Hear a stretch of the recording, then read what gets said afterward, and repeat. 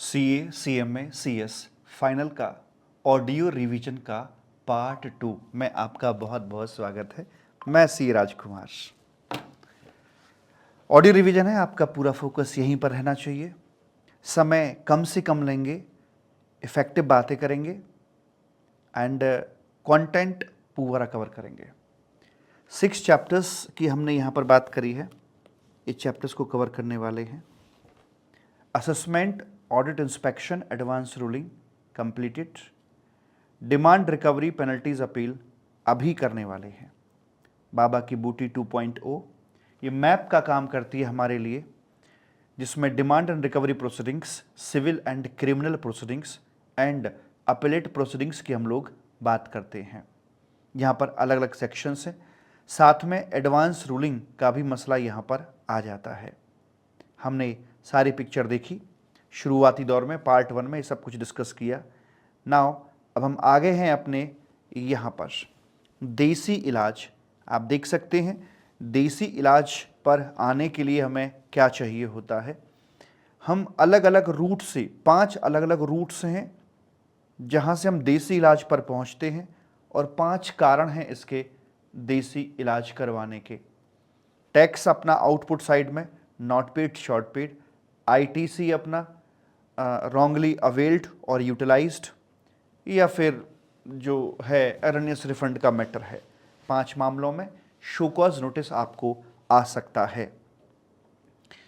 तो चलिए लिए चलते हैं आपको प्रॉपर चैप्टर के अंदर, जहाँ पर डिमांड रिकवरी जैसी बातें करी जाती हैं।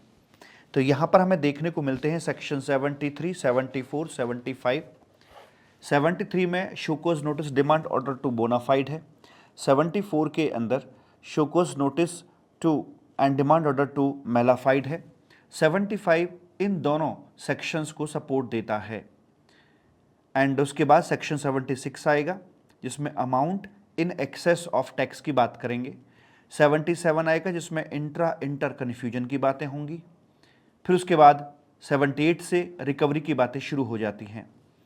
तो अगर हम देखें सेक्शन 73, 74, 75 को इकट्ठा करके देखें तो पिक्चर कुछ ऐसे निकल के आती है कि यहाँ पर सबसे पहले आप किन्हीं 5 कारणों में फॉल करते हो: tax, short paid, not paid, erroneous refund, या फिर आईटीसी रॉन्गली अवेल्ड और यूटिलाइज।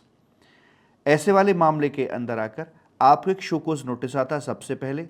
उसके बाद डिमांड ऑर्डर की बात करी जाती है।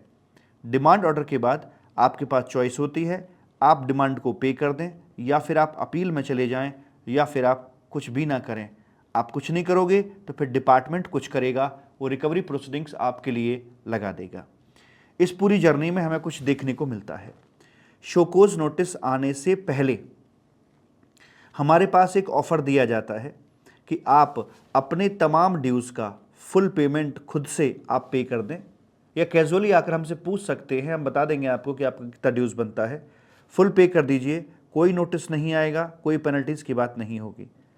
लेकिन अगर आप पार्ट पेमेंट करते हैं या बिल्कुल पेमेंट नहीं करते हैं तो फिर आपके लिए शोकोज नोटिस फुल या बैलेंस एज द केस में भी अमाउंट का आएगा ही आएगा। दूसरा, यहाँ पर बोनाफाइड साइड में एक और ऑफर आता है बोनाफाइड के लिए। ऑफर नंबर 2 है कि शोकोज नोटिस के आने के 30 डेज़ के भीतर भीतर आप अपने ड्यूज़ को क्लियर कर सकते हैं इंटरेस्ट के साथ में।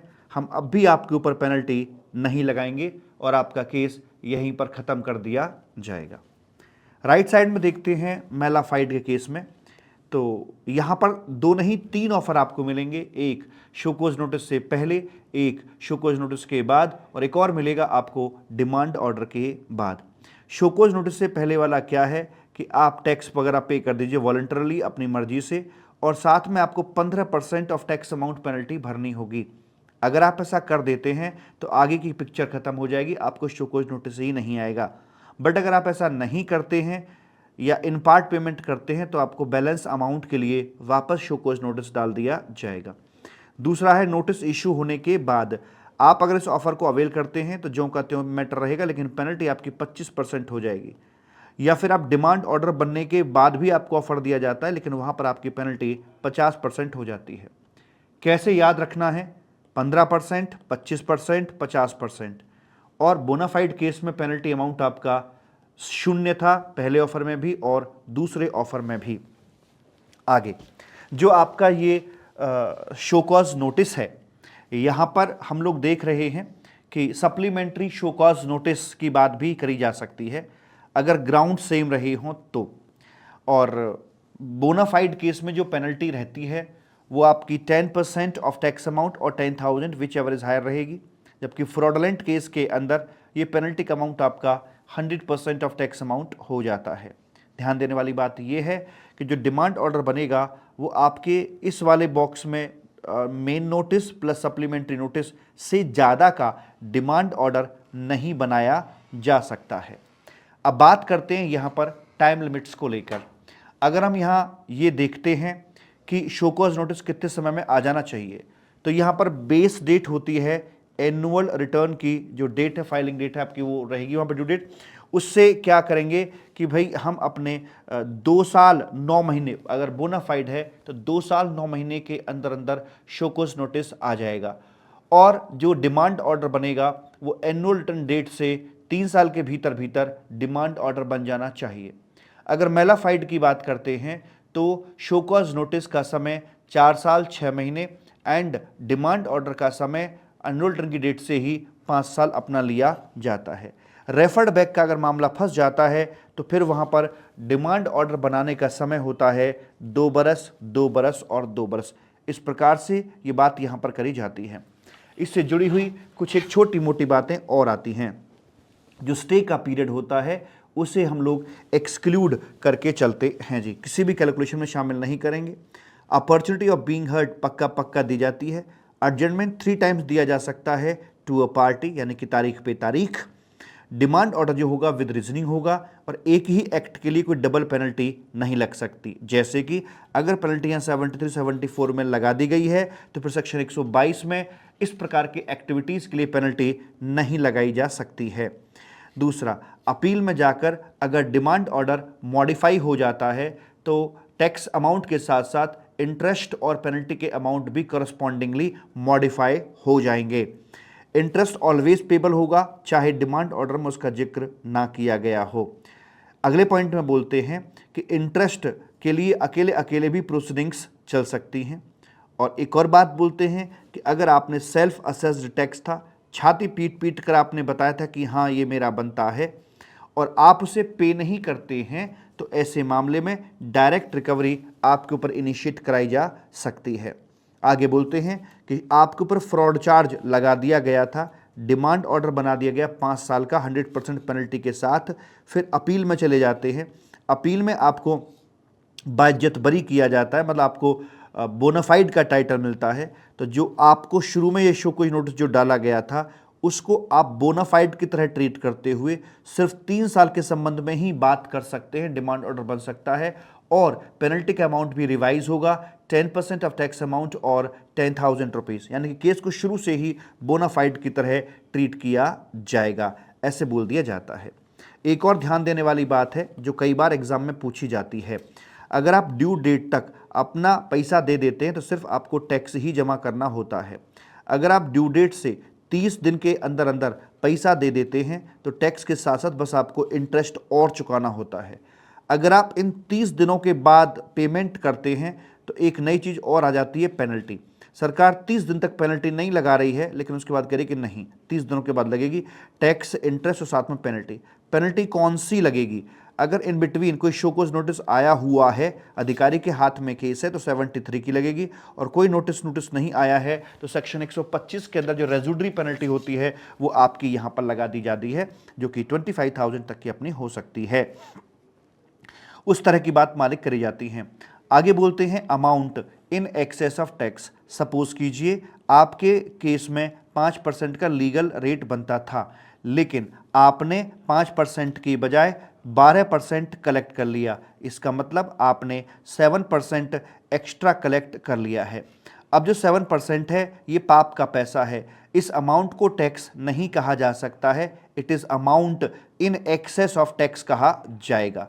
सप्लायर के लिए क्या इम्प्लीकेशंस हैं, रेसिपिएंट के लिए क्या इम्प्लीकेशंस हैं 7,000 रुपीज़ के।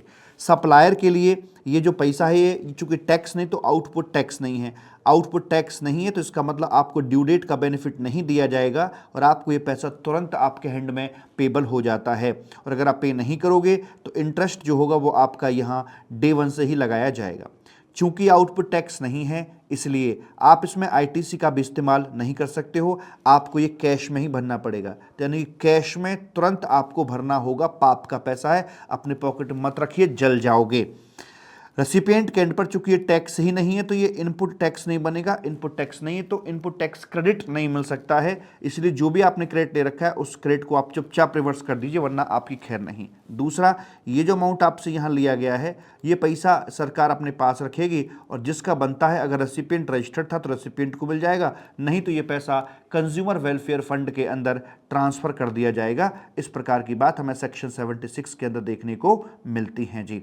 सेक्शन 77 इंटर कन्फ्यूजन, आपको देना चाहिए था, सपोज करो आईजीएसटी बनता था पर आपने ट्रांजैक्शन को इंट्रा ट्रीट कर लिया है और आपने ये एक्चुअल में दे दिया है, तो जो आपने गलत तरीके से दे दिया है उसका मिलेगा आपको रिफंड और जो आपको देना बनता है वो आपको करना पड़ेगा पे।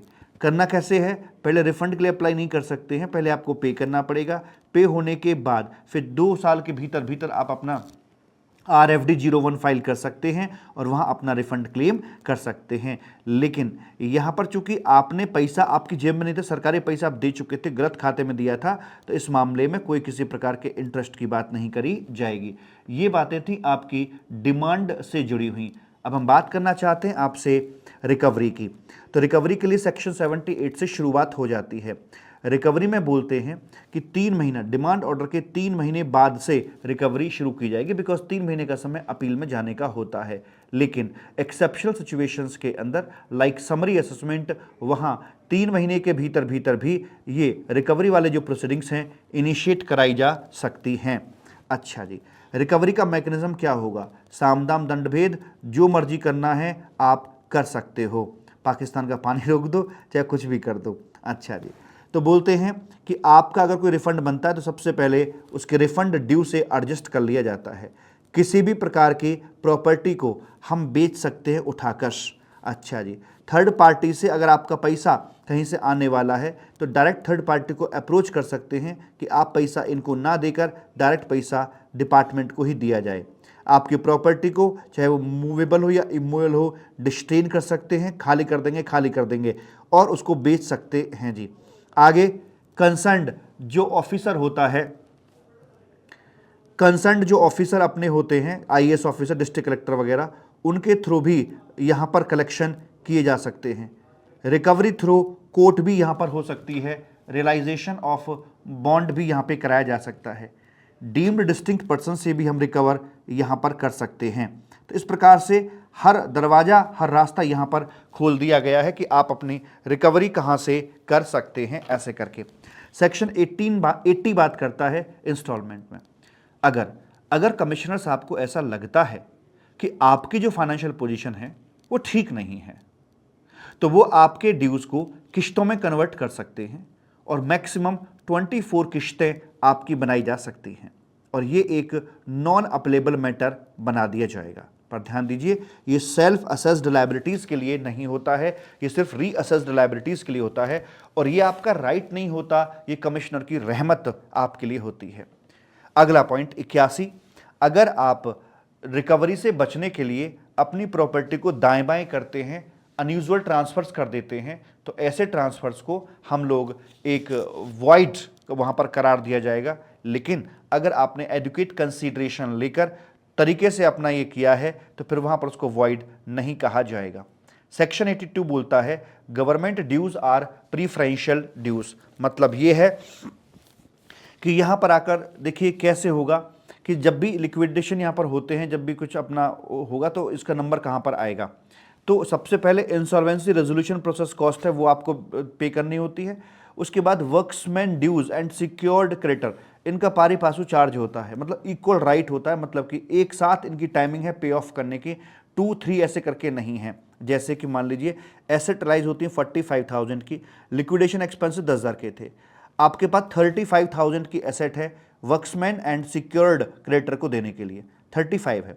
और मान लीजिए आपके वर्क्समैन ड्यूज 20,000 के थे, सिक्योर्ड क्रेडिटर 30,000 के थे, आपको टोटल बनता है 50,000 रुपये। तो क्या करेंगे, 35 की एसेट है आपके पास में, 50,000 के ड्यूज हैं, इनमें बंटवारा कैसे करोगे?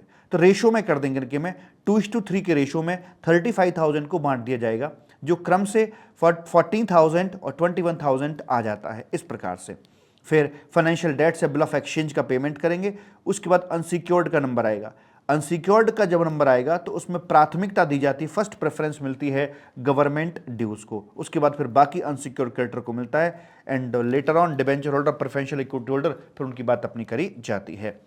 प्रोविजनल अटैचमेंट, अगर लगता है कि अभी डिमांड ऑर्डर बनने वाला है, अभी यहां पर हैं आप, और पता है कि भाई डिमांड ऑर्डर के बाद बंदा पेमेंट नहीं करेगा, रिकवरी करनी होगी, रिकवरी के लिए ये अपना उल्टा पुल्टा कुछ कर सकता है, तो इसलिए precaution is better than cure के चलते इसकी प्रॉपर्टी इंक्लूडिंग इसके बैंक अकाउंट को हम फ्रीज कर सकते हैं कि इसमें कोई ट्रांजैक्शन नहीं करी जाएगी। और ये जो प्रोविजनल अटैचमेंट है इसका जो लाइफ है वो मैक्सिमम 1 साल तक अपना चल सकता है। इसके बाद अब अगला प्रश्न आता है अलग तरह का, उसमें बोलते हैं पैसे कौन देगा बे, यहाँ धुआंधार अपनी बैटिंग करी जाएगी, पैसे कौन देगा। जब रिकवरी एक्शंस लगते हैं तो कभी कभी अलग सी सर्कमस्टांसेस सामने आ जाती हैं, उन सर्कमस्टांसेस के अंदर कॉलर किसका पकड़ा जाए। जैसे मान लीजिए ये बिजनेस ओन्ड बाई एक्स है, लेकिन एक्स ने अपना बिजनेस वाई को बेच दिया है, अब रिकवरी आ जाती है उस पीरियड की जहां पर पुराना मालिक एक्स था, लेकिन अब दुकान पर बैठा मिलेगा वाई, तो ऐसे में रिकवरी एक्स से करें या वाई से करें। बोलते हैं jointly and severally. Jointly severally का मतलब जो हत्थे चढ़ जाएगा उससे पूरी या पार्शली जैसे होगा उससे रिकवरी कर सकते हैं, ऐसे करके। प्रिंसिपल और एजेंट के बीच में अगर कुछ मैटर फंसता है तो प्रिंसिपल एजेंट से ज्वाइंटली एंड सेवरली रिकवरी करी जा सकती है। अमेलगमेशन मर्जर, मान लीजिए यहाँ से यहाँ तक ये अलग अलग चल रहे थे और यहाँ इस पॉइंट पर आकर, लेटर पॉइंट पर आकर दोनों को मर्ज कर दिया जाता है विद बैक डेट से। तो ऐसे में इस दौरान की जब ये साथ साथ चले हैं तो वहाँ इनकी लायबिलिटीज़ अलग अलग रहेंगी, रिकवरी अलग अलग होंगी या कैसे होंगी साहब? जब ये कुछ ऑफेंसेस रहे होंगे तो दोनों अलग अलग थे, तो दोनों अपने अपने ड्यूज़ के लिए रिस्पॉन्सिबल रहेंगे। लिक्विडेशन ऑफ कंपनी के केस में क्या होता है, फर्स्ट पॉइंट पर लिक्विडेटर की अपॉइंटमेंट होती है। लिक्विडेटर अपनी अपॉइंटमेंट के बारे में 30 डेज के अंदर अंदर कमिश्नर को बताता है। कमिश्नर 3 महीने के भीतर भीतर उस पर अपना रिएक्शन देते हैं, अपनी लायबिलिटीज़ बताते हैं, और फिर वो जो लिक्विडेटर है वो इन लायबिलिटीज़ को रियलाइज, मतलब अपने एसेट को रियलाइज करके लायबिलिटीज़ को पे ऑफ कर देता है। और हम ये बात जानते हैं कि ये प्रेफरेंशियल ड्यूज़ होते हैं, गवर्नमेंट के ड्यूज़।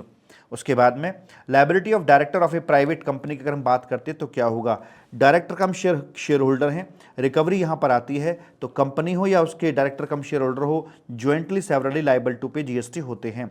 प्राइवेट कंपनी को पब्लिक कंपनी बना दिया है तो क्या director of this public company जो है लायबल होंगे? The answer is no. हालांकि अब जो डायरेक्टर हैं उन पर अपनी पर्सनल जो पेनल्टी होती है अंडर सेक्शन 125, वो रेजिडरी पेनल्टी वो जरूर यहाँ पर एप्लीकेबल हो जाएगी। पार्टनरशिप फर्म के केस में फर्म हो और पार्टनर हो दोनों ज्वाइंटली एंड सेवरली लायबल होते हैं। What about retiring partner, important है।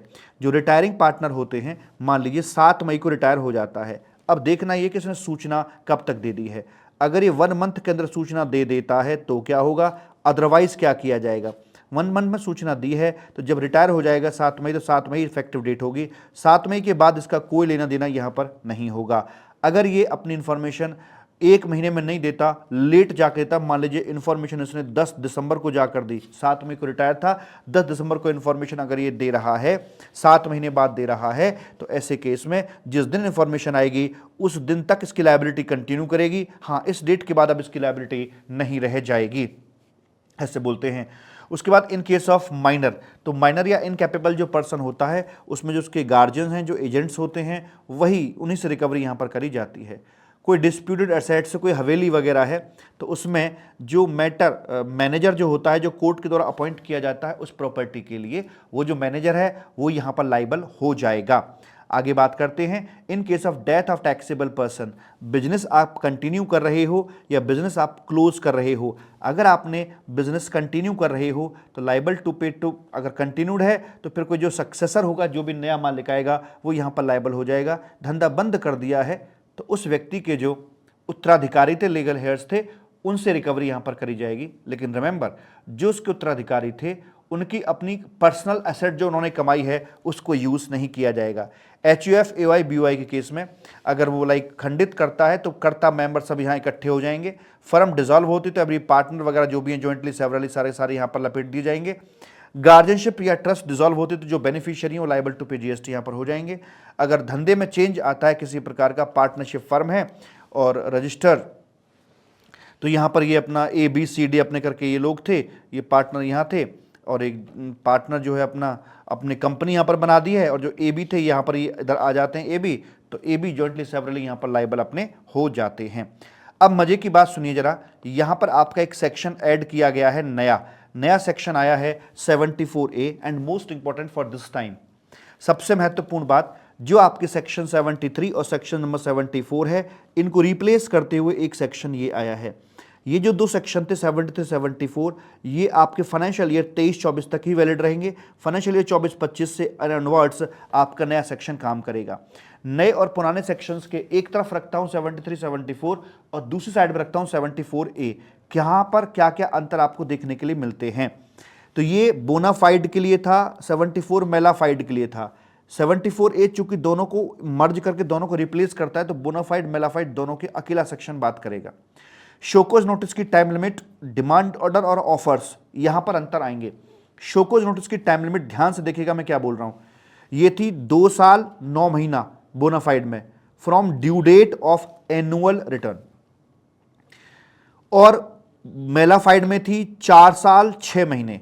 अगर मैं देखूं तो 2 साल 9 महीने का मतलब हो गया 33 महीने, और फ्रॉड केस में था 4 साल 6 महीने का मतलब हो गया अपना भाई साहब 54 मंथ, तो टोटल था 87 मंथ दोनों के मिला के बनते थे। एवरेज निकालूंगा तो 43.5 मंथ निकल के आते हैं।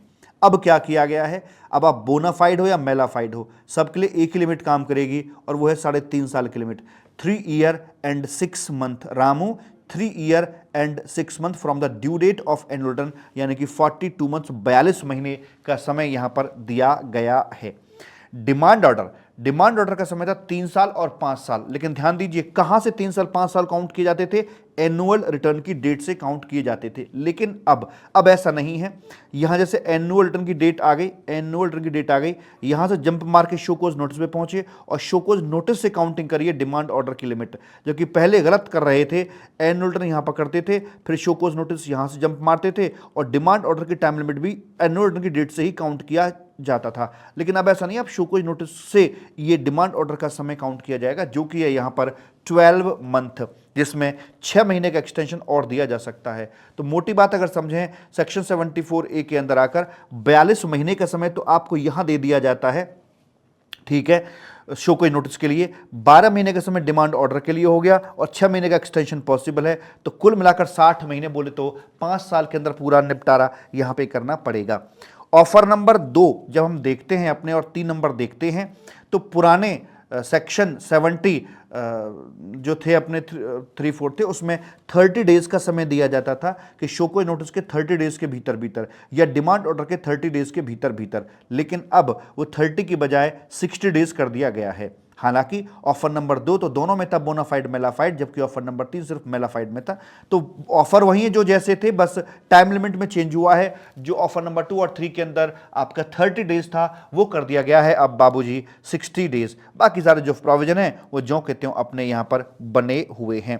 तो ध्यान रखना रामू, शोकोज नोटिस 42 महीना, डिमांड ऑर्डर 12 + 6 महीना और ऑफर का जो समय है वो 60 डेज यहाँ पर कर दिया गया है। बाकी सारे जो चेंजेस हैं वो जो कहते हैं अपने रखवाए गए हैं।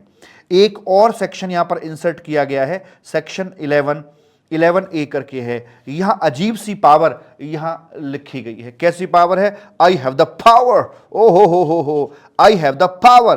कैसी पावर बे?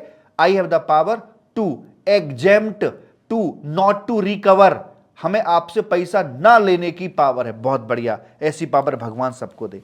इसमें क्या बोलता है कि अगर मान लीजिए एक इंडस्ट्री है और पूरी इंडस्ट्री एक जनरल प्रैक्टिस के अंदर इन्वॉल्व है, सपोज कीजिए लॉ फुली रेट उसका 5% का है, लेकिन वो उसे एग्जेम्प्ट यहाँ पर मानकर चलती है, पूरी इंडस्ट्री या मेजर इंडस्ट्री से ये मान के चलती है कि वो एग्जेम्प्ट है। तो वैसे वाले केस के अंदर अगर सरकार इंडस्ट्री को पूरी को एक साथ अटैक मारेगी, सबको नोटिस डाल के मारेगी, तो सब लोग सड़कों पर आ जाएंगे और दिक्कत वहाँ पर हो जाएगी। तो ऐसे वाले केस में सरकार बैकफुट पर आ सकती है, उसकी पावर है बैकफुट पर आने की कि I have the power to not to recover in such case, अगर वो जनरल प्रैक्टिस के चलते हुए ऐसा किया जा रहा है तो।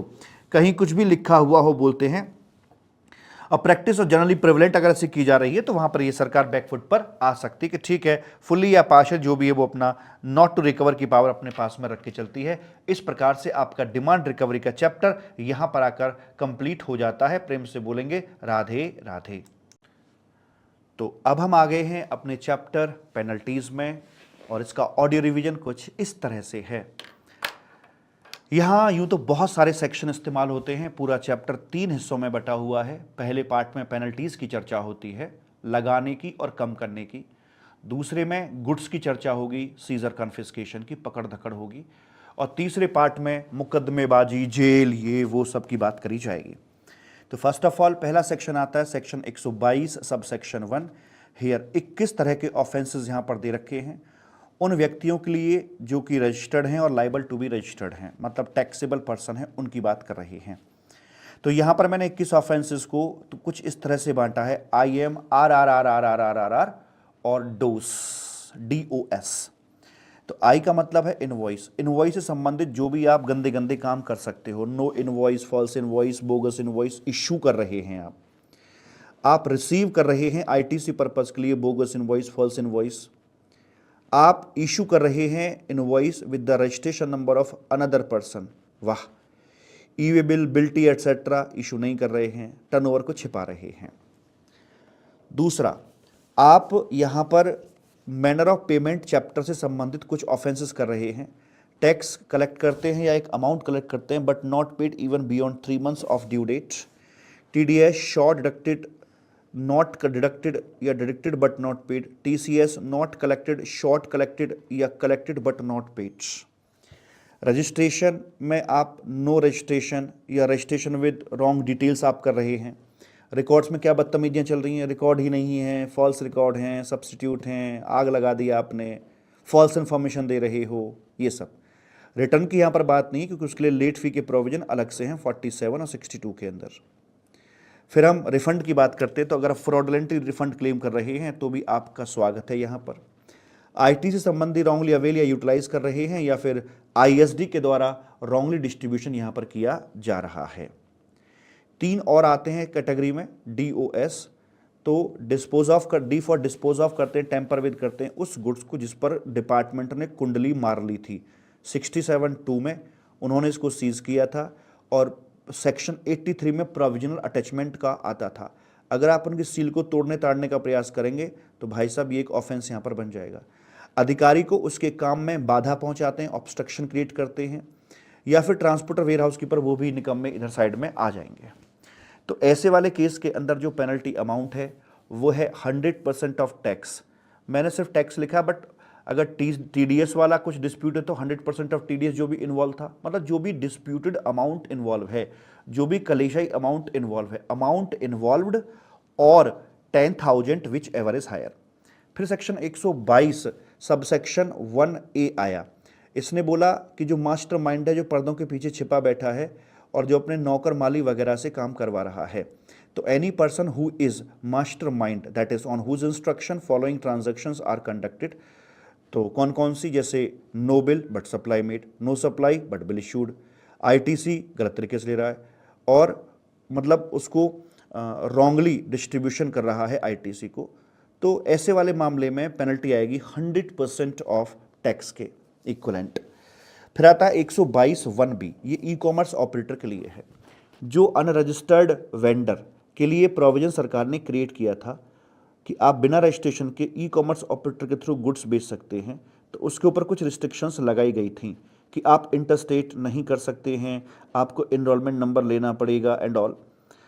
इधर आकर ई-कॉमर्स ऑपरेटर के कान में बोला कि सुन, जब तक तेरे पास उसका अनरजिस्टर्ड वाले का एनरोलमेंट नंबर ना हो तब तक अपनी वेबसाइट पर लिस्ट मत करना। दूसरा कि तुझे अपने सॉफ्टवेयर में चेंजेस करने हैं कि उसकी सप्लाई की इंटरस्टेट सप्लाई ना होने पाए, और भले ही जब तक वो अनरजिस्टर्ड है टीसीएस तो नहीं कलेक्ट होगा, बट हाँ तू उसकी डिटेल जरूर सबमिट कर देना जब तू अपना GSTR 8 फाइल करे उसके अंदर।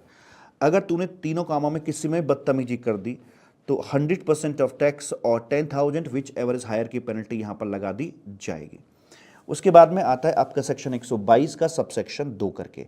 इसमें बोलते हैं कोई भी रजिस्टर्ड व्यक्ति, वही वाले 5 रीजन है इसके अंदर जो हमारे उसमें show cause notice demand order में थे ना, तो पेनल्टी भी बिल्कुल वैसी ही है, लेकिन एक लगेगी पेनल्टी, या तो वहाँ लगेगी या यहाँ लगेगी। तो पेनल्टी क्या है, 10% बोनाफाइड 10% ऑफ टैक्स और 10,000 विच एवर इज हायर, और मेलाफाइड में 100% ऑफ टैक्स, लेकिन यहाँ पर ये कंपैरिजन भी है, और 10,000 विच एवर इज हायर। उसके बाद सेक्शन 122(3) आता है, जो सहायक हैं, सपोर्टर हैं, गाड़ी में धक्का दे रहे हैं, वो सब आएंगे। Aids abets with respect to offence under section 122(1). क्या सर सीए भी लपेटा जाएगा यहाँ पर? अगर सीए ने सलाह दी है आपको कांड को करवाने में मदद की तो वो भी लपेटा जाएगा। 25,000 तक की पेनल्टी यहाँ पर है। Acquire possession of goods, transport, deposit, keeping, concealing, मतलब कॉन्ट्राबैंड गुड्स में बंदे के हाथ सने हुए हैं। अधिकारी बुलाता है हवेली पर आ जाना, पर नहीं पहुँचता है। इनवॉइस इशू नहीं करता या अकाउंट फॉर नहीं करता है तो भाई साहब फिर आप तैयार रहिएगा अपनी 25,000 तक की पेनल्टी को। तो यहाँ समरी बनाकर मैंने दे दी। उसके बाद में सेक्शन 122 की, सेक्शन 122 का 21 ऑफेंस, पेनल्टी 100% ऑफ टैक्स और 10,000। 122(1)(a) ये आपकी मास्टरमाइंड के लिए हो गई 100% of tax. 122(1)(b) e commerce operator के लिए हो गई 100% ऑफ टैक्स और 10,000। 122(2) बोनाफाइड मेलाफाइड वाले केस की हो गई। 122(3) ये जो असिस्टेंट्स होते हैं, सहायक लोग होते हैं, उन पर 25,000 तक की पेनल्टी ठोक दी गई है, ऐसे बोलते हैं। फिर टैक्स पेयर के लिए दूसरा सेक्शन आता है रेज्यूटरी, कि अगर कोई बात की पेनल्टी ऊपर रह गई हो तो भाई यहाँ ठोक देना, और यहाँ पर पेनल्टी है अप टू 25,000 की पेनल्टी यहाँ पर है। फिर एक नया सेक्शन और इंसर्ट किया गया है 122(A), penalty for failure to register certain machinery. जो पान मसाला गुटखा वगैरह बनाते हैं, हैवी टैक्स रेट इनके ऊपर होता है, तो सरकार इनके ऊपर ज़्यादा कंट्रोल करना चाहती है और ये उतना ही बचना चाहते हैं। ये तो सरकार ने एक नया तरीका अपनाया। ये अपनी सेल परचेज को तो खैर छिपा लेते हैं कैश वैश में काम करके, तो सरकार ने इनकी प्रोडक्शन कैपेसिटी को पकड़ लिया कि तुम्हारी फैक्ट्री में आएंगे और देखेंगे तुम्हारी पाउच पैक करने की कितनी मशीन है, उससे हम अनुमान लगाएंगे, तो वहाँ से तुम पकड़े जाओगे। तो अब ये लोग क्या करने लगे, अपनी मशीनों को छिपाने लगे। तो छिपाने लगे तो सरकार ने कहा एक काम करो, तुम अपनी पैकिंग मशीन को ना हमारे पास आके रजिस्टर करोगे कि कौन सी मशीन क्या कैसे है, और अगर हमने सरप्राइज विजिट तुम्हारा किया और तुम्हारे पास कुछ अनरजिस्टर्ड मशीनें पाई जाती हैं, एक्स्ट्रा मशीनें पाई जाती हैं, तो हम आपको एक मशीन का 1 लाख रुपए पर मशीन के हिसाब से पेनल्टी ठोक देंगे आपको, एंड आपकी मशीनों को भी उठा के ले जाएंगे और कन्फिस्केट करा देंगे। लेकिन अगर आप हमें पेनल्टी प्रॉपर तरीके से पे करते हो और मशीनों का ब्याह करवा देते हो, मतलब उनका रजिस्ट्रेशन तुम करवा देते हो हमारे पास में आकर, तो फिर आपकी मशीनों को छोड़ दिया जाएगा, ऐसे यहाँ पर बोला गया है। उसके बाद में सेक्शन 123 आता है। ये जो 2 सेक्शन है ये आपके अदरवाइज डिपार्टमेंट्स के लिए, जैसे bank, RTO, development authority, electricity authority, stock exchange, income tax department, all in लोगों के लिए हैं कि जब अधिकारी अपना काम कर रहा होता है, होमवर्क कर रहा होता है, तो उसे अलग अलग जगह से अलग अलग इन्फॉर्मेशन चाहिए होती हैं। तो अगर ये लोग जिनसे इन्फॉर्मेशन मांगी गई है, अगर ये अपनी कोई valid information with in prescribe time नहीं देते हैं तो 100 रुपीज़ पर डे की पेनल्टी इनके ऊपर लगाई जाएगी, जो कि मैक्सिमम 5,000 तक जा सकती है। स्टैटिस्टिक्स मांगने पर, ऑर्गेनाइज डेटा मांगने पर अगर नहीं दिया जाता है विद इन टाइम, तो उसमें अपफ्रंट फाइन 10,000 का है और 100 रुपीज़ पर डे का फाइन और लगेगा, जो कि मैक्सिमम 25,000 तक जा सकता है। अब आती आके रिलैक्स बेबी रिलैक्स।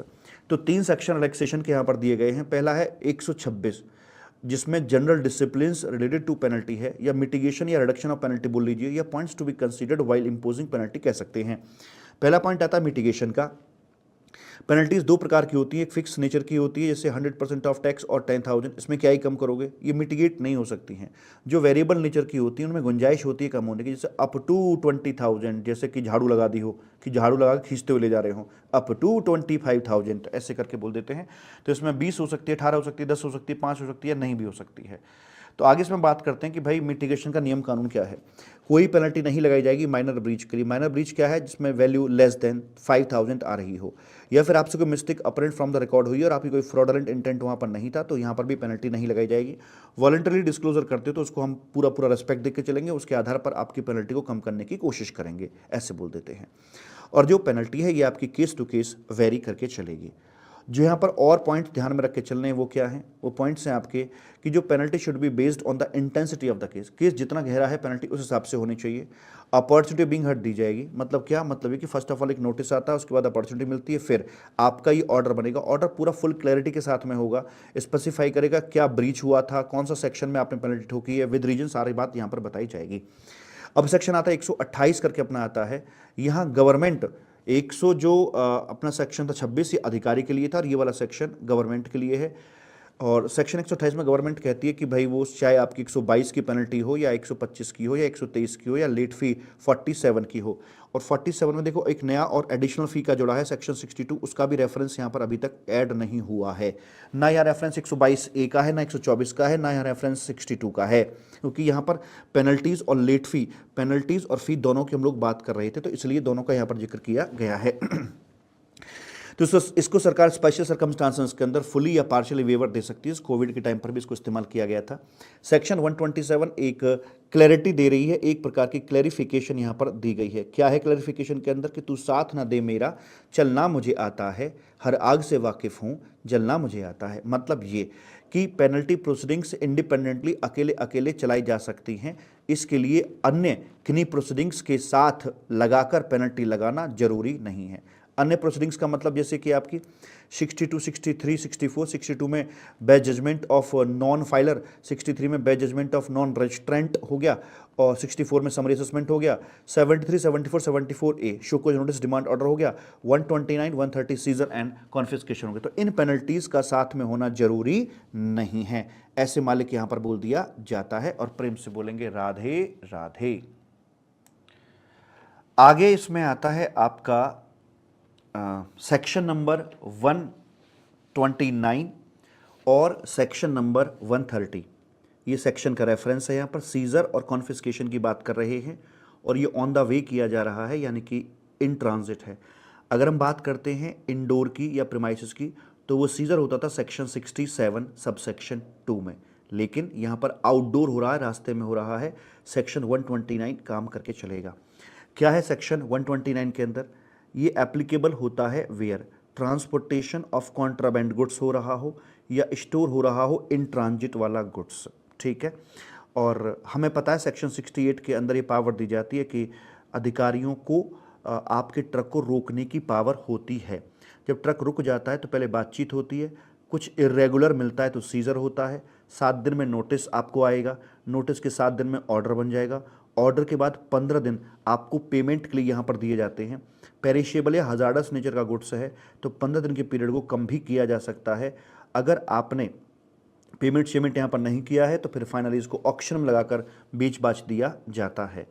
यहाँ पर जो आपको लगने वाली है पेनल्टी वो कितनी यहाँ पर रहेगी? अगर आप डिमांड ऑर्डर बनने से पहले पहले सामने आ जाते हैं और आपका गुड्स टैक्सेबल गुड्स है तो 200% की पेनल्टी लगेगी। दूसरा, अगर डिमांड ऑर्डर के बाद में आते हैं और आपका टैक्सेबल गुड्स था तो पेनल्टी 200% ऑफ टैक्स और 50% of the value of the goods whichever is higher वो लगाई जाएगी। दूसरा, अगर आपका गुड्स एग्जेम्प्टेड गुड्स था और आप पेमेंट कर रहे हैं बिफोर डिमांड ऑर्डर तो 2% of value of the goods, यहाँ टैक्स को बेस बना नहीं सकते बिकॉज आपका गुड्स एग्जेम्प्टेड गुड्स कैटेगरी में आ रहा है, ऐसे करके साहब, ठीक है जी। एंड उसके बाद में ये विच एवर इज लोअर है, यहाँ पर गलती होगी, ध्यान दीजिएगा, क्योंकि गुड्स एग्जेम्प्टेड था तो ज़्यादा छोटा सा रैप्टा मारा, ज़्यादा तगड़ा काम नहीं किया है, ठीक है। तो बहुत बड़ी पेनल्टीज़ यहाँ पर आपकी नहीं लगाई जा रही है। और इसमें क्या करेंगे, 2 का 5 हो जाएगा, बस ये ऐसे करेंगे। और एक सबसे विशेष बात ये है कि ये जो आपकी पेनल्टी दी गई हैं ये दी गई हैं आपकी CGST एक्ट के अंदर, ठीक है। और पूरे चैप्टर के अंदर जो भी फिगर्स वगैरह आई हैं आप उनको डबल कर लीजिएगा। अगर मामला IGST के लिए निकाल रहे हैं तो मेक इट डबल, ये CGST के अंदर दी हुई हैं, make it double for IGST purpose के लिए, इट इज़ ओनली फॉर, ये आधा पार्ट है, ठीक है। अच्छा ठीक है जी। उसके बाद में जो अपना ट्रांसपोर्टर आदमी है उसके ऊपर क्या लोड आएगा, है ना, तो उसके ऊपर बोलते हैं भाई साहब penalty amount for owner of goods, that is जितनी पेनल्टी गुड्स ओनर पर लगी थी वो वाली पेनल्टी यहाँ रखिए और 1 लाख रुपए जो भी दोनों में कम हो, यानी कि जितनी पेनल्टी इधर लगी थी उतनी पेनल्टी यहाँ ठोकते हैं, लेकिन रियायत ये है कि इसकी पेनल्टी 1 लाख को क्रॉस नहीं करेगी। अगर इसको 80 की लगी तो इसको भी 80 की, इसको 70 की लगी इसको भी 70 की, लेकिन अगर उसकी 2.5 लाख की पेनल्टी है तो उसकी पेनल्टी 1 लाख तक ही सीमित रहेगी। उसके बाद में आता है सेक्शन 130 कॉन्फिस्केशन और रिडम्पशन फाइन की यहाँ पर बात करी जानी है।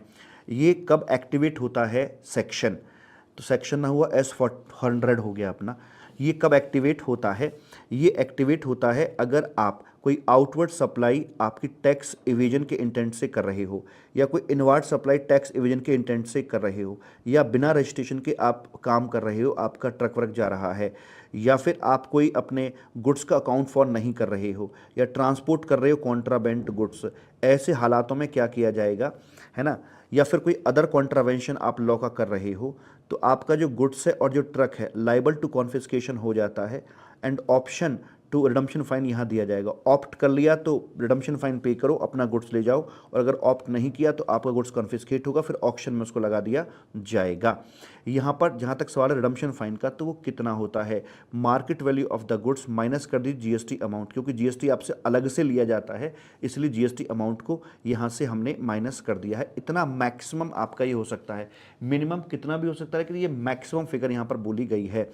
अच्छा जी, ट्रक वाले भैया के लिए maximum amount of redemption fine क्या है ट्रक को छुड़वाने के लिए, तो उसने कहा कि तुम्हारी वजह से जितनी टैक्स की चोरी हो रखी थी, मतलब ऐसे देखो ना कि अगर यही सीन अगर मैं मान के चलूँ तो भाई साहब इसका मैक्सिमम लगेगा 1 लाख और इसका लगेगा 18,000, समझ गए बात।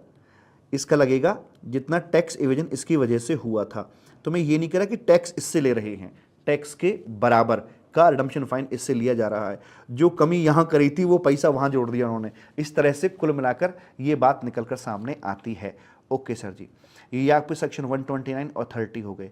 उसके बाद में सेक्शन 131 है, उसमें कहता है सिविल और क्रिमिनल प्रोसीडिंग्स जो हैं बोथ आर इंडिपेंडेंट।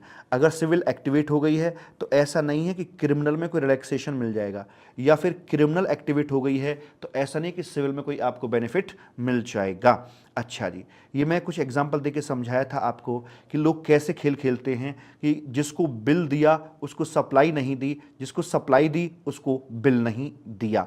यहीं से शब्द बनते हैं no bill but supply made, दूसरा बनता है no supply but bill issued, है ना। तो यहाँ पर हमारा बनता है। उसके बाद में आता है अब आपका सेक्शन नंबर भैया जी 132 यहाँ पर आ जाता है। 132 की बैकग्राउंड में मैंने आपको बताया कि जितने भी हमारे क्रिमिनल ऑफेंस होते हैं वो सभी के सभी पहले कहीं ना कहीं आपके सिविल रहे होंगे, ठीक है। और जितने भी सिविल ऑफेंस होते हैं अपने जरूरी के सारे क्रिमिनल ही बने। सेक्शन 132 में 3 पॉइंट पर बात करी जाती है कि क्या क्रिमिनल ऑफेंस उसकी लिस्ट मिलेगी, 9 ऑफेंस कौन कौन से हैं, इसका नेचर क्या होगा, गर्म होगा कि ठंडा होगा, और पनिशमेंट यहाँ पर क्या दिया जाएगा, जेल वगैरह की बात क्या करी जाएंगी। तो सेक्शन 132 के सबसे मेन सेक्शन यही है, इसके आगे की पूरी कहानी इसी से लिंक्ड है। सेक्शन नंबर 132(1) के अंदर बोलते हैं कि एनी पर्सन हु कमिट या कॉज टू कमिट या उसका बेनिफिशियरी है 9 ऑफेंस में से कोई ऑफेंस करता है तो बात करेंगे उससे। पहला आता है इसमें no bill but supply made, दूसरा आता है no supply but bill issued. ये जो बी वाला काम है ये पूरी नीचता का काम है बिल वाला, इसके लिए तो हम कंपाउंडिंग भी अवेलेबल नहीं कराते, इवन एक बार भी कंपाउंडिंग नहीं दी जाती है। इसको भूल ना जाना, आपको ABCD भी याद रख के चलना है। अगर भूलो तो ये इसमें पहले भी कन्फ्यूजन आ सकती है कि पहले नो बिल था या पहले नो सप्लाई था, तो अल्फ़ाबेटिकली है, पहले नो बिल फिर नो सप्लाई है। और ये A और B के पॉइंट सप्लायर के एंगल से लिखे गए हैं। जो अपना अगला पॉइंट है C वाला, ये रेसिपिएंट के एंगल से लिखा गया कि उपरोक्त दोनों के रेस्पेक्ट में जो recipient as a recipient ITC book करेगा वो भी इक्वल यहाँ पर अपना ऑफेंडर रहेगा। अगला है अमाउंट, सरकारी पैसे को आप कलेक्ट कर सकते हो, आपको अथॉरिटी दी गई थी, लेकिन आपने इवन बियॉन्ड 3 महीने से ज़्यादा का समय हो गया लेकिन अभी भी आप उसका पेमेंट नहीं कर रहे हैं। ये पहले 4 पॉइंट को 4 महापाप करा गया है, इसको तो नारायण भी नहीं माफ़ कर सकते हैं। उसके बाद में ई पॉइंट आता है कि आप अदरवाइज वे इवेड कर रहे हो अपना टैक्स, क्लेम कर रहे हो रिफंड फ्रॉडुलेंटली। एफ में एफ फॉर फॉल्सीफाई कर रहे हो डॉक्यूमेंट को, रिकॉर्ड्स को, या फॉल्स इन्फॉर्मेशन सबमिट कर रहे हो। G J के ये आपके डिलीट हो चुके हैं, पहले 12 थे अभी 9 रह गए हैं। ये गुड्स है, ये सर्विस है। कॉन्ट्राबैंड गुड्स में आप डील कर रहे हो या कॉन्ट्राबैंड सर्विस में डील कर रहे हो। इसको याद कराया हाई के नाम से, high babies, high boys, high girls, ऐसे करके। गुड्स मतलब गर्ल है, ये मतलब ऐसे है। जे के ये आपके पॉइंट डिलीट हो चुके हैं। अटेम्प्ट टू कमिट, अगर इनको करने का प्रयास भी किया तो भी आपका क्रिमिनल ऑफेंस कैटेगरी का हिस्सा बना दिया जाता है। अब बात करते हैं कि ऑफेंस का नेचर क्या रहेगा। अगर हम बात करें 4 महापाप की, तो 4 महापाप में अगर 5 करोड़ से ऊपर का मैटर है तो ऑफेंस हॉट ऑफेंस होगा। हॉट क्या है, कूल क्या, अभी बताऊंगा। हॉट ऑफेंस होगा। इसके अलावा जितने भी देख लीजिए सारे के सारे कूल, जो मर्जी केस बना लो सबके सब कूल हैं। अगर 4 महापाप 2 से 5 कैटेगरी के हैं तो ये कूल रहेंगे। 1 करोड़ का है से प्लस का तो कूल रहेगा। लेकिन इतना जरूर है, हॉट ऑफेंस आपके वो वाले ऑफेंस होते हैं जो आपके कॉग्निजेबल एंड नॉन बेलेबल होते हैं। कूल वो होते हैं जो नॉन कॉग्निजेबल और बेलेबल अपने होते हैं। नॉन एक ही जगह आएगा, दोनों जगह नॉन नहीं आ सकता, या ऐसा भी नहीं हो सकता कि दोनों जगह नॉन आए ही ना, या दोनों जगह आ जाए या दोनों जगह ना आए, ये नहीं हुआ, एक पर नॉन जरूर चढ़ेगा। तो कॉग्निजेबल मतलब संज्ञेय संगीन अपराध होते हैं। इसमें हॉट ऑफेंस का मतलब ये हो गया यहाँ पर आकर कि इसमें बंदे को अरेस्ट करने के लिए अरेस्ट वारंट की जरूरत नहीं पड़ती है। और जब बिना अरेस्ट वारंट के अरेस्ट किया जाता है तो किडनैपर उठाकर ले गए या ऑफिसर्स ले गए हैं, तो इसके लिए 24 घंटे के अंदर अंदर उसे मजिस्ट्रेट के सामने पेश करना जरूरी होता है। जमानत यहाँ पर नहीं मिलती है। कूल ऑफेंस वो होते हैं जो नॉन कॉग्निजेबल होते हैं और बेलेबल होते हैं। यहाँ पर अरेस्ट किया जा सकता है विद द अरेस्ट वारंट, और यहाँ पर जमानत भी मिल जाती है। तो वही बात मैंने आपकी लिखी है कि हॉट और cool, arrest without arrest warrant, ये अरेस्ट विद वारंट, और यहाँ पर अरेस्ट की कोई भी बात नहीं करी गई है, ऐसे बोल दिया जाता है साहेब। ठीक है सर जी। उसके बाद बात करते हैं पनिशमेंट को लेकर कि अगर आप ये यहाँ सेक्शन आता है 132(1) का 1, 132(1) का ये आता भाई साहब 2 करके, और ये आता 132 का 3। अगर आप कोई भी एनी ऑफेंस है, एनी वन ऑफ 9 5 करोड़ से ऊपर का है तो 6 महीने से लेकर टॉप क्लास की सज़ा है 5 साल तक। अगर इस रेंज का है तो फिर 6 महीने से लेकर 3 साल तक विद फाइन। और अगर मान लीजिए 2 स्पेसिफिक दे रखे हैं, अगर बी कैटेगरी का घिनौना है तो यहाँ तो आपका भाई साहब 1 करोड़ से ऊपर जाने पर भी पनिशमेंट का यहाँ पर प्रावधान कर दिया गया है 6 महीने से लेकर 1 साल तक।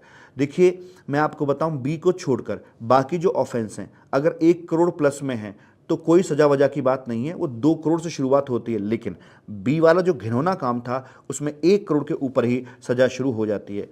और एक एफ वाला पॉइंट था, फॉल्सीफाई कर रहे थे रिकॉर्ड्स वगैरह को, तो उसमें क्या है, वैल्यू की तो हमें जरूरत नहीं पड़ती, लेकिन वहाँ पर सजा आपकी 6 महीने हो सकती है विद और विदाउट फाइन। बाकी दोनों में विद फाइन था, इसमें विद और विदाउट फाइन की बात यहाँ पर हम कर सकते हैं ऐसे करके। फिर 132(2) आता है, अगर आप ऑफेंसेस को रिपीट करते हो यानी हैबिचुअल ऑफेंडर हो तो वहाँ पर आपको 6 महीने से लेकर 5 साल तक की सज़ा दी जाएगी। यहाँ पर एक बात बोली गई है कि कोर्ट को पावर है कि वो आपकी जो कम से कम मिनिमम 6 महीने की सज़ा है, मतलब एक अटैम्प्ट तो गया, फिर आप तो अटैम्प्ट 4-4 महीने के हो गए, 2 भी लग सकते हैं, तो यहाँ पर बोलते हैं कि भाई उसको ना यहाँ पर कोर्ट को डिस्क्रिप्शन है कि स्पेशल अगर मैटर उसको लगता है तो आपकी 6 महीने की सज़ा को वो कम भी कर सकता है। सेक्शन 133 रेलिवेंट नहीं है। सेक्शन 134 के अंदर हम बोलते हैं कॉग्निजेंस ऑफ ऑफेंस। मतलब क्या, मतलब ये है मैं ये समझाना चाहता हूँ कॉग्निज ऑफ ऑफेंस के अंदर कि देखिए सिस्टम कुछ ऐसे वर्क करता है। ये आपका पर्सन होता है, यहाँ सिविल ऑफेंस होते हैं, यहाँ क्रिमिनल ऑफेंस आपके होते हैं। तो क्रिमिनल ऑफेंस में यहाँ पर कोर्ट जो होता है अपना भाई साहब, तो कोर्ट को धक्का देके हम अपना करके चलते हैं, है ना, और जेल में डालते हैं। तो मैं आपको बता दूं कि जो हमारा कमिश्नर साहब होता है वो पुश मोड में पुश करते हैं, क्रिमिनल केस को कोर्ट में लेकर जाते हैं। कोर्ट खुद से केस को पुल मोड पर खींच नहीं सकता, बल्कि पुश मोड पर कमिश्नर साहब उसको धक्का देके आगे पहुंचाते हैं, ऐसा यहाँ पर लिखा गया है। Okay, only with the prior approval of the commissioner no court shall take cognizance of any offence, court अपने आप नहीं आएगा except with the prior approval of the commissioner. ठीक है जी। 135 बोलता है presumption of culpable mental state. एक पर्सन को जब तक जेल में नहीं डाला जा सकता जब तक कि वो क्रिमिनल ऑफेंस उसने जानबूझकर ना किया हो। और as per section 35 court will presume करेगा कि भाई आपने काम कल्पेबल मेंटल स्टेट के साथ किया, जानबूझकर किया है, अब non existence of guilty mind ये ऑफेंडर के ऊपर डाल दिया जाता है, वरना कोर्ट तो उसे हमेशा हमेशा के लिए भाई जेल में डालकर ही चलेगा। सेक्शन 136 आपका रेलिवेंट नहीं है। उसके बाद में आता है 137, ऑफेंस बाय कंपनीज की हम लोग बात करते हैं। देखिए, जब ऑफेंस किसी कंपनी, फर्म, एओपी, बीओआई के द्वारा किया जाता है तो उसमें बड़े मियाँ और छोटे मियाँ दो लोग होते हैं।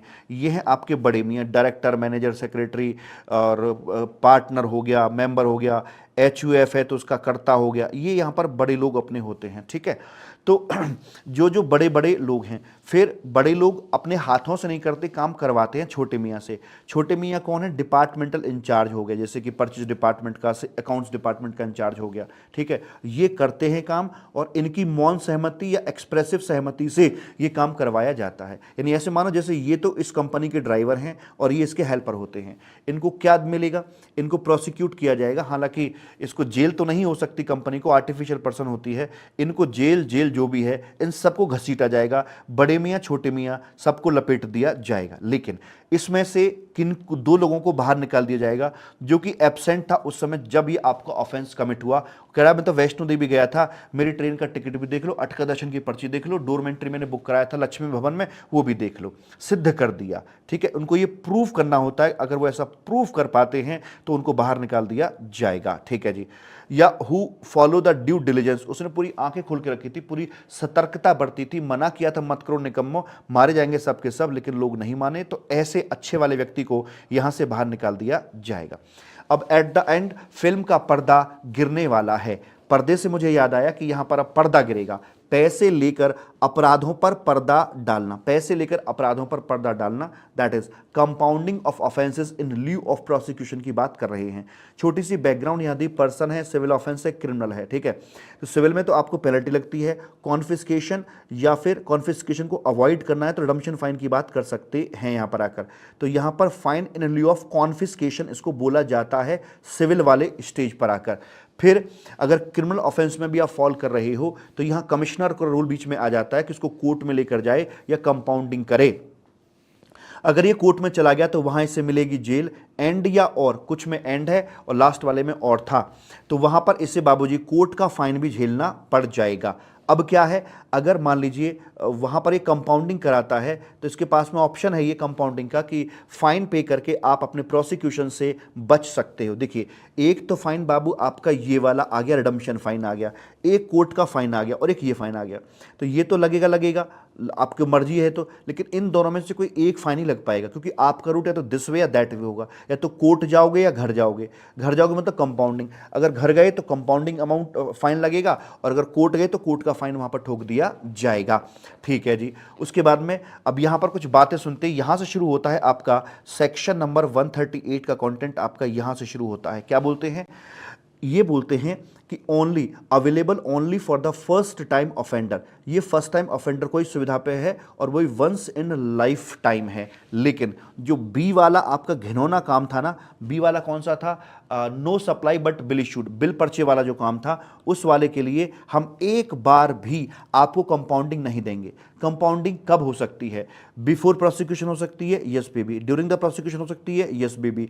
After the prosecution, that is after court decision ही हो सकती है, नो बेबी। अब कोर्ट का डिसीजन आ गया तो अब क्या ही करोगे? ठीक है, तो इस तरह से होता है। आगे बोलते कंपाउंडिंग फी क्या रहेगी, ये इंपॉर्टेंट सेक्शन है, एग्जाम के लिए ध्यान रखिएगा। यहां पर बोलते हैं भाई साहब मिनिमम जो है आपका वो रहेगा 25% और मैक्सिमम इतना, तो इस रेंज में आपका कंपाउंडिंग अमाउंट घूमेगा 25 से लेकर इतना, और ये बताया है आपका अंडर सेक्शन 138 ने आपको बताया है। अब 138 को एलाबोरेट करने के लिए आपका रूल आ जाता है, रूल 162 यहां पर आ जाता है। इस टेबल पर बेस्ड क्वेश्चन आएगा, ध्यान रखना।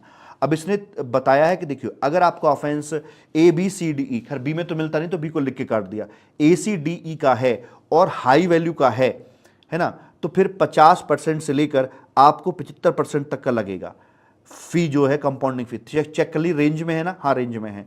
अगर ACD का है और आपका इस कैटेगरी में फॉल कर रहा है तो 40% से 60% तक, इसके अलावा जो मर्जी केस बनेगा उसके लिए 25% तक का आपका लगाया जाएगा।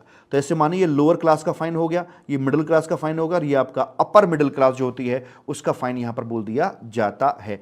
अपर मिडिल क्लास कह लो या हाई, या फिर आपको हाई क्लास कह लीजिए, अपर मिडिल क्लास कह लो या फिर अपर क्लास कह लो, क्योंकि इसमें 500 करोड़ वाला भी आपका यहीं पर आएगा। 500 करोड़ वाला भी आपका यहीं पर ही आएगा, ठीक है।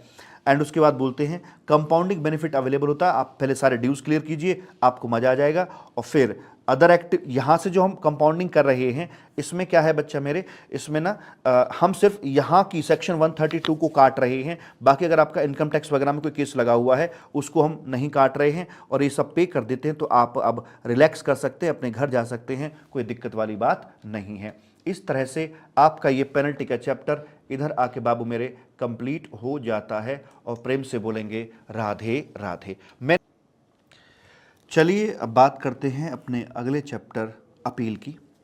स्टार्टिंग पॉइंट इसका डिमांड ऑर्डर से आता है। जब एक डिमांड ऑर्डर पास हो जाता है तो उसके खिलाफ अपील में जाते हैं।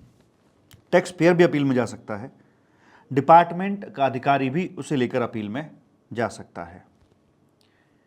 तो जब एक टैक्स पेयर अपील में जाएगा तो उसे एक प्री डिपॉजिट करके जाना होता है।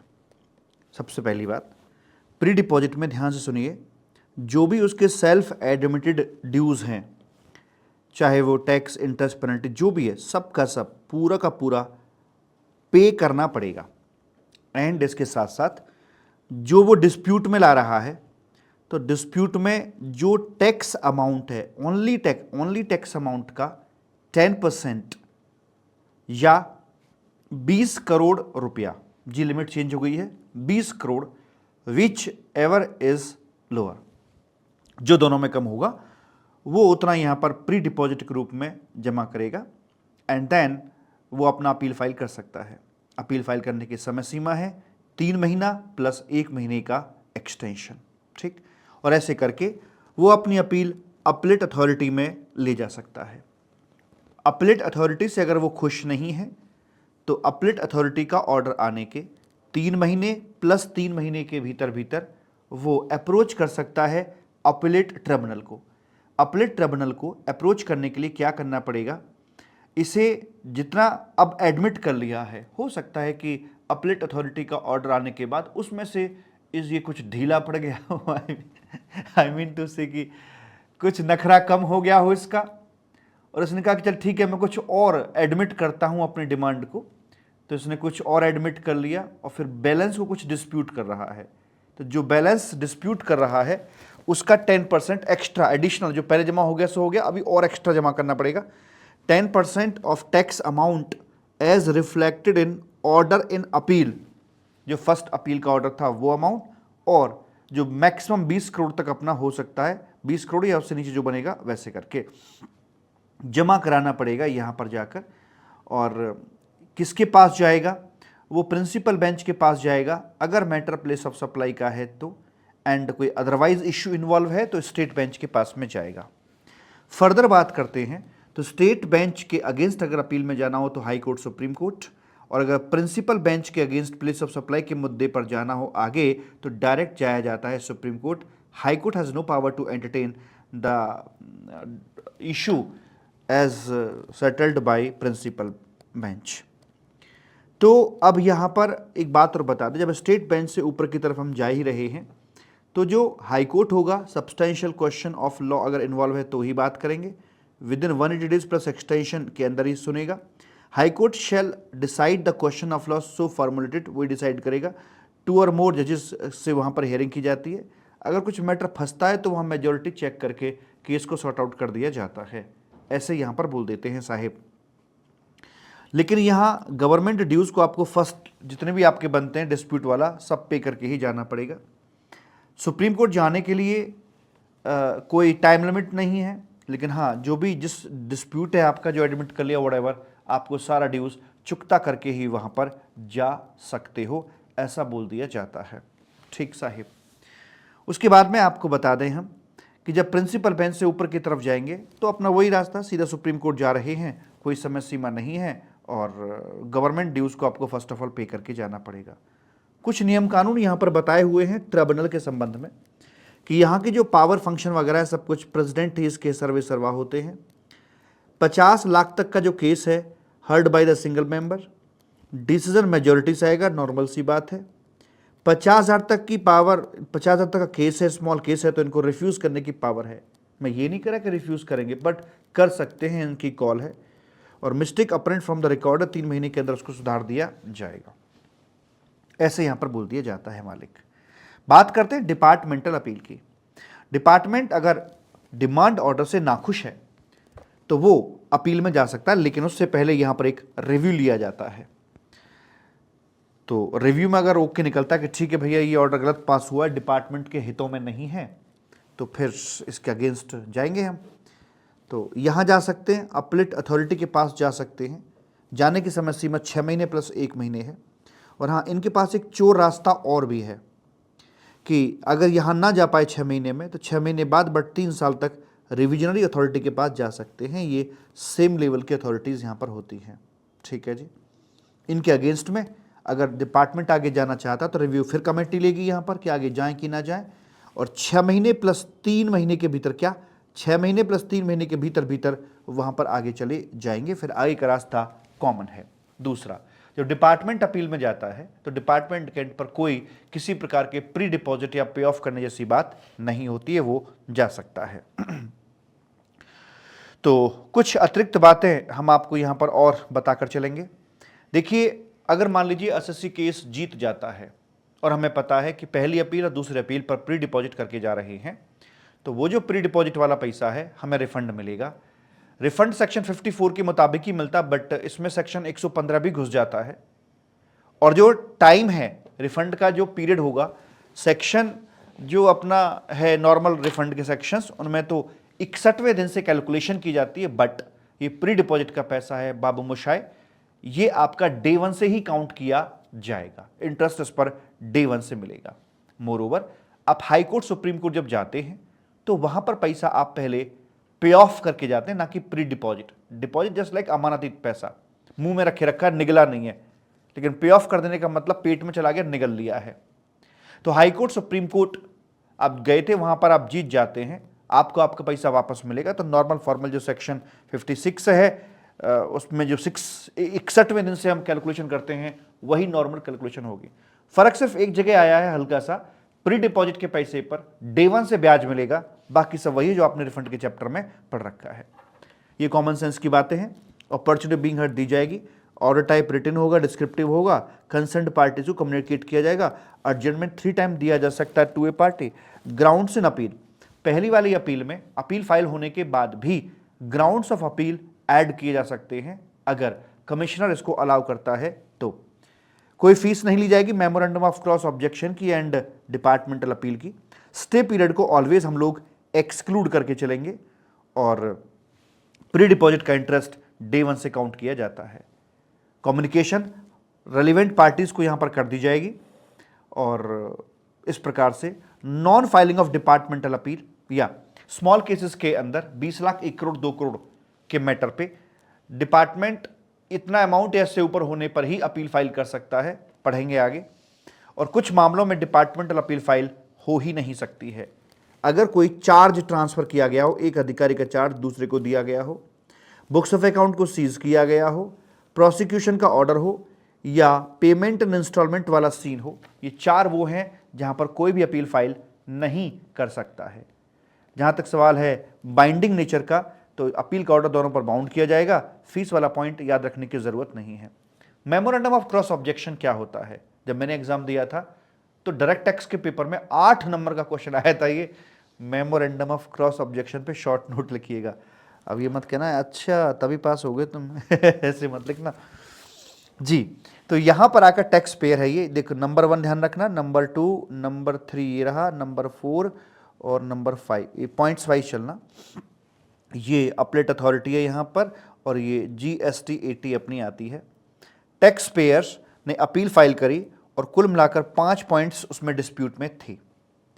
नंबर 2 पर ऑर्डर आता है, 3 पॉइंट डिपार्टमेंट के फेवर में डिसाइड हो जाते हैं, बाकी 2 टैक्स पेयर के में। तो चूंकि ज़्यादा पॉइंट इसी के फेवर में आए हैं तो मान के चलते हैं कि हर पॉइंट की इक्वल वेटेज थी, तो फाइनली जो ऑर्डर था ये डिपार्टमेंट के फेवर में चला गया। असेसी झुलस गया, उसने अपलेट अथॉरिटी के ऑर्डर के अगेंस्ट वो GST अपलेट ट्रिब्यूनल के अंदर चला जाता है। GST ट्रिब्यूनल से चिट्ठी जाती है डिपार्टमेंट को, चलो बुलावा आया है, कोई बुलाने आया है, नोटिस का जवाब दीजिएगा। तो यहाँ पर ये आते हैं। अब यहाँ से ये बन के जाएगा डिपार्टमेंट की तरफ से, सीना तान के जाएगा। अब ये डिफेंसिव मोड में खेलता है या अटैकिंग मोड में खेलता है। डिफेंसिव मोड में खेलने का मतलब क्या है, असेसी यहाँ आया था 3 पॉइंट्स को लेकर, जो डिपार्टमेंट के फेवर में 3 पॉइंट्स कर दिए गए थे, उन 3 पॉइंट्स के अगेंस्ट में आया था कि ये पॉइंट मेरे हैं, मुझको मिलने चाहिए। अब यहां पर जब डिपार्टमेंट जाएगा तो इसमें 2 बातें हो सकती हैं, या तो अपने 3 पॉइंट को सेव डिफेंड करेगा कि नहीं भैया मेरे डिसाइड हो चुके हैं, मेरे मेरे मेरे मेरे मेरे, एक तो नेचर ये है, और एक नेचर अटैकिंग ये है कि तेरी ऐसे की तैसी टैक्स पेयर, अबे 3 पॉइंट तो मेरे हैं ही हैं, जो 2 तेरे पास चले गए ना वो भी मेरे ही हैं। तो अब एक दूसरे के पॉइंट्स को छीनने के लिए बात कर रहे हैं। टैक्स पेयर कह रहा है कि जो 3 डिपार्टमेंट के पास हैं वो मेरे, 2 तो मेरे हैं ही हैं, 3 मुझे वहां से दिलवाओ। और डिपार्टमेंट कह रहा है 3 तो मेरे हैं ही हैं, 2 मेरे वो हैं, उनको दिलवाओ। इसे बोलते हैं क्रॉस केस, इसी को बोलते हैं मेमोरेंडम ऑफ क्रॉस ऑब्जेक्शन। तो जब ये अटैकिंग मोड में जाता है तो क्रॉस ऑब्जेक्शन वहां पर बोलते हैं, लेकिन जब ये डिफेंडिंग मोड में जाता है तो सिर्फ अपील का रिप्लाई देना बोलते हैं, फिर इसे हम मेमोरेंडम ऑफ क्रॉस ऑब्जेक्शन नहीं बोल सकते। तो ध्यान दीजिएगा, it can be filed with appellate tribunal और high court within 45 days plus extension, और कोई सी भी पार्टी से फाइल कर सकती है। इधर डिपार्टमेंट भी फाइल कर सकता है और टैक्स पेयर भी, और ये क्रॉस ऑब्जेक्शन फाइल करने के लिए कोई फीस नहीं लगाई जाती है। ऑथोराइज्ड रिप्रेजेंटेटिव सेक्शन 116 की बात करते हैं। ये एक प्रकार से परछाई की तरह होता है, परछाई नहीं, परछाई की तरह होता है कि मैं तो नहीं जा रहा पर मैं बनकर कोई और जा रहा है, मेरी परछाई बनकर कोई और जा रहा है डिपार्टमेंट से मिलने के लिए, और जो मिलने के लिए जा रहा है उसमें क्या होना चाहिए क्या नहीं होना चाहिए ये बताते हैं। क्या होना चाहिए, वो मेरा रिलेटिव हो सकता है, मेरा रेगुलर एम्प्लॉय हो सकता है, कोई मेरा एडवोकेट हो सकता है, मेरा सीए हो सकता है, मेरा जीएसटी प्रैक्टिशनर हो सकता है, रिटायर्ड टैक्स ऑफिसर जो ग्रेड ए या बी पर उसने काम किया हो, ए या बी ग्रेड का रिटायरिंग टैक्स ऑफिसर, और कम से कम ए या बी ग्रेड पर 2 साल या उससे अधिक काम किया हो, एंड 1 साल उसका रिटायरमेंट का हो चुका है, मतलब कूलिंग ऑफ पीरियड ठंडा हो चुका है, वो रिटायर होने के बाद भी उसकी जान पहचान अब खत्म हो गई है, तो वो व्यक्ति जा सकता है मेरा परछाई बनकर। एंड तो मतलब रिटायरिंग ऑफिसर है, पोस्ट ए या बी रही हो, एक्सपीरियंस उस पोस्ट पर कम से कम 2 साल का रहा हो, और कूलिंग ऑफ पीरियड 1 ईयर, तो ये व्यक्ति भी बन सकता है। उसमें क्या क्या खासियत नहीं होनी चाहिए, बदतमीज नहीं होना चाहिए, गवर्नमेंट एम्प्लॉय डिसमिस्ड या रिमूव्ड है, person convicted under an offence under GST, अपराधी किस्म का व्यक्ति है, दिवालिया है या गुंडा आदमी है। तो भाई इन व्यक्तियों को अपनी परछाई बनाकर मत भेजना, वरना परछाई तुम्हारी बना दी जाएगी। उसके बाद आता है non filing of departmental appeal. कुछ मामलों में डिपार्टमेंटल अपील फाइल नहीं करी जा सकती है। या आसान भाषा में बोलूं तो 20 लाख अपीलेट ट्रिब्यूनल के लिए, हाई कोर्ट के लिए 1 करोड़ और सुप्रीम कोर्ट के लिए 2 करोड़ और मोर का मैटर होगा, तभी डिपार्टमेंटल अपील फाइल करी जा सकती है। अब एक बात ध्यान से सुनना, नंबर 1, अगर नॉर्मली डिपार्टमेंट ने ए के केस में मान लीजिए कोई फर्दर अपील फाइल नहीं करी, तो मतलब उस केस को एक्सेप्ट कर लिया है, तो किसी बी के केस में अब वो फर्दर अपील करने के लिए नहीं जा सकता है। लेकिन यहाँ पर एक छोटी सी बात कहना चाहते हैं, अगर डिपार्टमेंट ए के केस में वहाँ नहीं जा पाया था क्योंकि मैटर छोटा था, 20 लाख या ऊपर से 20 लाख या उसके ऊपर का केस होना चाहिए अपीलेट ट्रिब्यूनल में जाने के लिए, पर मान लो मैटर 10 लाख का ही था, तो ये जा नहीं पाया, इसकी मजबूरी थी। पर अब इसका मतलब ये नहीं होगा कि किसी बी के केस में हाई वैल्यू केस होने पर वो जा नहीं पाएगा, वो जा सकता है। ऐसे यहां पर बोल दिया जाता है, क्लैरिफिकेशन यहां पर दी जाती है, और बाद में बोलते हैं कि भाई कोर्ट कचहरी, भाई इनका ध्यान रखना कहीं डिपार्टमेंट का नुकसान ना हो जाए।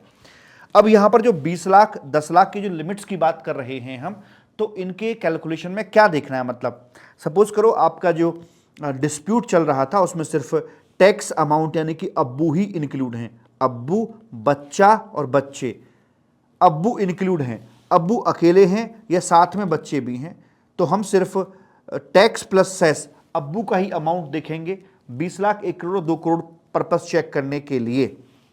दूसरा, अगर मान लीजिए टैक्स अमाउंट नहीं है, कोई बच्चा इंटरेस्ट का केस है या पेनल्टी का मैटर है, ये है, तो वी हैव नो चॉइस, हम इन्हीं की वैल्यू के आधार पर 20 लाख 1 करोड़ 2 करोड़ को चेक करके चलेंगे। टैक्स को छोड़कर इंटरेस्ट पेनल्टी ये वो, अब्बू नहीं है सारे बच्चे हैं तो सारे बच्चे का बच्चे हैं तो बच्चे आ जाएंगे, कंपोजिट ऑर्डर है तो सम आ जाएगा टोटल, रिफंड तो रिफंड का अमाउंट यहाँ पर आ जाएगा।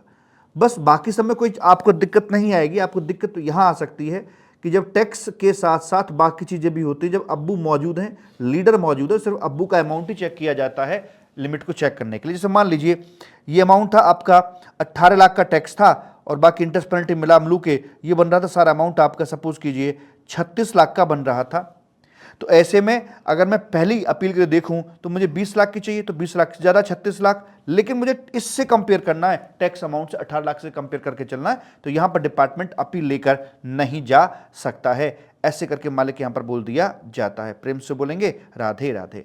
मैं ये नहीं कह रहा, मैं ये कह रहा हूं कि 20 लाख से निचले केस पर डिपार्टमेंट जा नहीं सकता। ओके, मैं ये नहीं कह रहा कि 20 लाख से ऊपर का केस है तो डिपार्टमेंट को जाना ही पड़ेगा, वो उनका विवेक है, उनकी चॉइस है, मे और मे नॉट भी, उनकी अपनी यहां पर कॉल हो जाती है। साथ में कुछ बोलते हैं मैंडेटरी फाइलिंग ऑफ अपील, मतलब लिमिट आपकी एप्लीकेबल नहीं होगी, मतलब आपको अपील फाइल करनी ही करनी है। अगर कोई कॉन्ट्रावेंशन हुआ है संविधान का, एक्ट का, रूल्स का, रेगुलेशंस का, अगर कुछ इस तरह से समस्या आई है तो वहां पर मैंडेटरली अपील फाइल करनी पड़ेगी। कुछ स्पेशल मैटर हो गया है classification, place of supply, valuation, refund का, या कोई एडवर्स कमेंट्स आए हैं गवर्नमेंट के अगेंस्ट में, गवर्नमेंट की किरकिरी हो रही है, तो वैसे वाले केस के अंदर मैंडेटरली अपील फाइल करनी होती है। इस तरह से आपका ये अपील का चैप्टर यहां पर आकर बाबू मेरे कंप्लीट हो जाता है।